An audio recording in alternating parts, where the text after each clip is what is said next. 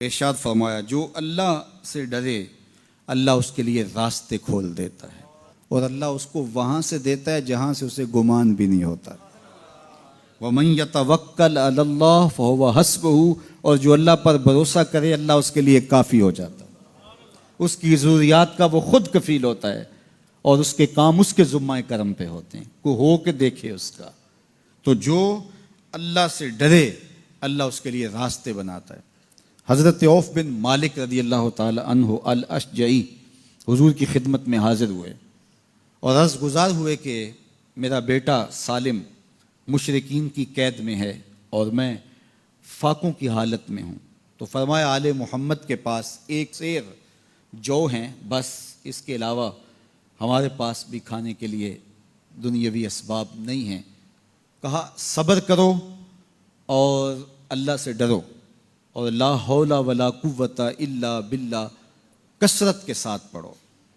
یہ ایسا وظیفہ ہے، ایک حدیث پاک میں آتا ہے کہ یہ 99 بیماریوں کا علاج ہے، اس میں سب سے کم درجے کی بیماری ہم اور غم ہے۔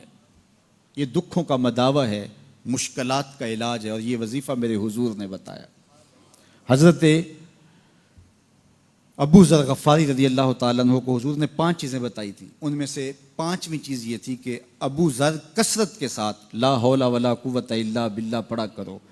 فرمایا عرش الہی کے نیچے ایک خاص خزانہ ہے، یہ وظیفہ وہاں سے آیا ہے۔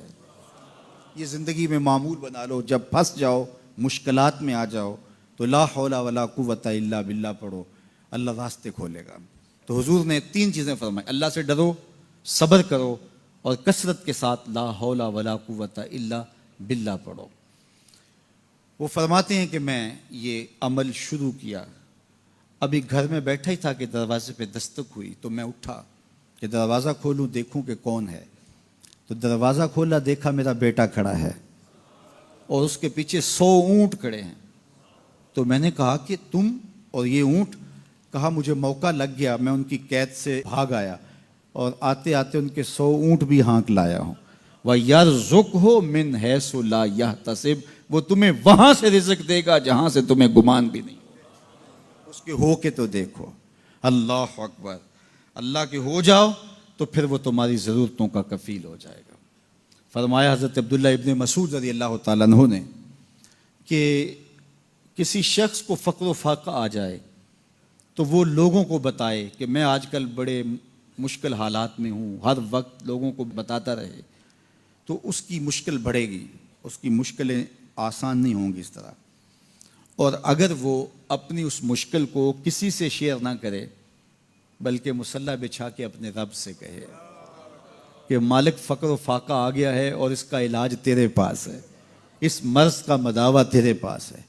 تو حضرت عبداللہ ابن مسعود فرماتے ہیں کہ رسول کریم نے فرمایا جلد یا بدیر اللہ اس کو مالا مال فرما دے گا۔ یہ بھی کبھی کر کے دیکھو، مشکل آ جائے، فاقہ آ جائے، مصیبت آ جائے، کسی سے نہ کہو، صرف اپنے رب سے کہو، پھر دیکھنا اس کی کرم نوازیوں کا می کیسے برستا ہے۔ فرمایا اللہ پر بھروسہ کرنے کا جو حق ہے اگر وہ تم ادا کر دو، وہ تمہیں ایسے رزق عطا کرے جیسے پرندوں کو عطا کرتا ہے۔ ہم تو دکان پہ جانا ہوتا ہے، فیکٹری میں جانا ہوتا ہے، ہم اپنے کاروبار پہ جانا ہوتا ہے، نوکری پہ جانا ہوتا ہے، مزدوری پہ جانا ہوتا ہے، ہمیں پتہ ہے کہاں آج صبح جانا ہے، لیکن پرندوں کو کوئی پتہ نہیں ہوتا کہاں جانا ہے، راس المال بھی نہیں ہوتا، لیکن صبح نکلتے ہیں، شام کو کبھی بھی خالی پیٹ نہیں آئے۔ بن توکل پنچھی اڑ دے، خرچ نہ پلے زیرا ہو۔ گھر سے خالی پیٹ نکلتے ہیں، جب واپس آتے ہیں تو پیٹ بھرے ہوئے ہوتے ہیں، اور پھر جو ان کی ضرورت ہوتی ہے اللہ وہ ساری ضرورتیں پوری کرتا ہے، جو ضرورت ان کی ہوتی ہے۔ یہ شیر کتنا گوشت کھاتا ہے اللہ روز اسے دیتا ہے، یہ ہنس روزانہ سچے موتی کھاتے ہیں، اور آپ مارکیٹ میں لینے جائیں لاکھوں روپے لگا کے تولے ماشے کے حساب سے آپ خریدتے ہیں، پھر بھی آپ کو یقین نہیں ہوتا کہ یہ سچے ہیں یا 2 نمبر ہیں۔ اور ہنس دنیا پہ کروڑوں جانور پائے جاتے ہیں، روز کھاتے ہیں، صبح بھی، شام بھی، دوپہر بھی، پیٹ بھر کے کھاتے ہیں، اللہ روز انہیں عطا کرتا ہے۔ کہا اس پہ بھروسہ تو کر کے دیکھو، وہ تمہاری ضرورتوں کا کفیل ہوگا، اس پہ بھروسہ کرو گے وہ تمہیں وہاں سے دے گا جہاں تجھے گمان بھی نہیں ہوگا۔